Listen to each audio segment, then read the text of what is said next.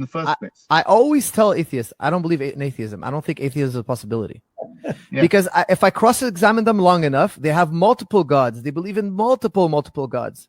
They always believe in this thing that's conceptual in their mind, a ghost in their mind. And I pointed out to them, first of all, if you believe in that minds exist, a mind, you cannot put it in a test tube. It's not quantifiable, just the mind. And you know what? In philosophy, famously, Descartes said, I think, therefore I am. Now, that's a discussion on its own. That's a 3-hour episode on its own. But he said, look, I have a mind, and I'm certain of it because I have thoughts. And to have thoughts, I have to have a mind. Okay, so he said, look, one thing I cannot doubt is the mind. I can't doubt it. However, try to prove that logically or scientifically. You cannot. You have to have an experience of mind.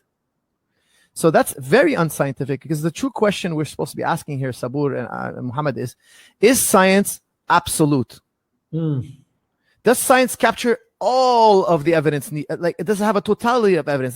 Does it speak to the totality of evidence? Is there anything that escapes science? And yes, there is. It's a resounding yes. Because in philosophy, if you go far enough, the things that we're 100% certain of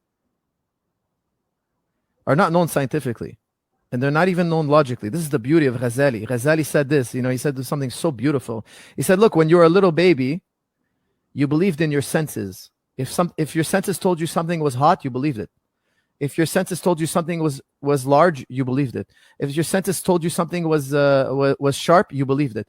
And as you got older, you started to question your senses, because your intellect, as it developed, it usurped the authority of your senses. So, for instance, he says, I see a star in the sky, and it looks like a little jewel. But I know via the calculations that because it's so far away, it must be massive. It's not a small, tiny jewel. It must be a massive heavenly body.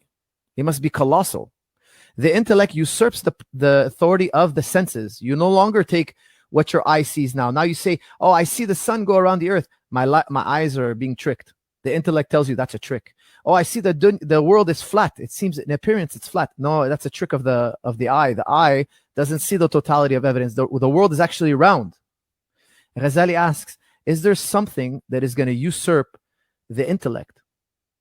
As we mature as human beings, is there something out there, like the senses, touch, taste, smell, and hearing? Their authority was usurped by the intellect.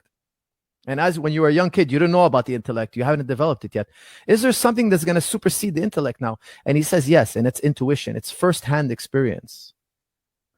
And to have this first-hand experience of the mind, etc., consciousness, etc., once you realize these things, you realize we cannot say there is no divinity. There is something. We're having an experience of the divine directly.